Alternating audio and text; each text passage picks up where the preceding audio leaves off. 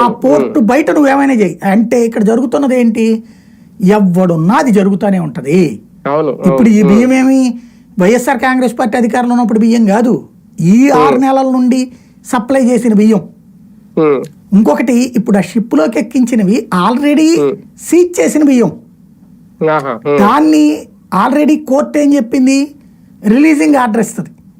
ఏమని, case continue చేస్తూ కొంత డబ్బులు దానికి డిపాజిట్ చేయించి దానికి రిలీజ్ చేస్తుంది. అలా రిలీజ్ చేసిన బియ్యం అది బేసిక్ గా.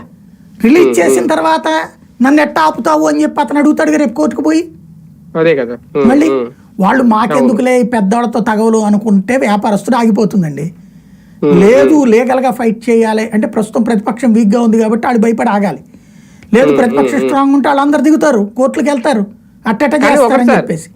ఓవరాల్ గా ఈ ఎపిసోడ్ మొత్తం ఒక 4-5 రోజులుగా నడుస్తుంది. అంటే పవన్ కళ్యాణ్ గారు ఎంటర్ అయిన తర్వాత, లేదంటే జూన్ నుంచి మొదలైందని అనుకోవాలి. ఇంత ముందే వీళ్ళు రెడీగా చేసి పెట్టుకున్నారు, ఇదంతా మేము అధికారంలోకి రావాలి, వచ్చిన తర్వాత ఏం చేయాలి అనేది. కానీ ఇక్కడ అధికారులని టార్గెట్ చేస్తున్నారా, లేదంటే కొంతమంది వ్యాపారులను టార్గెట్ చేస్తున్నారా? ఆ శాఖకు సంబంధించిన మంత్రే పౌర సరఫరాల శాఖ మంత్రిగా నాదెండ్ల మనోహరే ఉన్నారు, డిప్యూటీ సీఎంగా ఈయనే ఉన్నారు, ముఖ్యమంత్రిగా బాబు గారే ఉన్నారు. వీళ్ళందరూ బయటోళ్లే కాదు. కానీ వీళ్ళందరూ ఉండి పవన్ కళ్యాణ్ గారు ఏం సాధించాలనుకుంటున్నారు, దీని ద్వారా ఏం చెప్పబోతున్నారు రేపొద్దున్న? కొంతమంది వ్యాపారులు ఏమన్నా వాళ్ళకి ఏమన్నా లైసెన్స్లు రద్దు చేస్తారా? కొంతమంది అధికారులను సస్పెండ్ చేసి ఊరుకుంటారా? లేదంటే ఇదంతా జగన్ వల్ల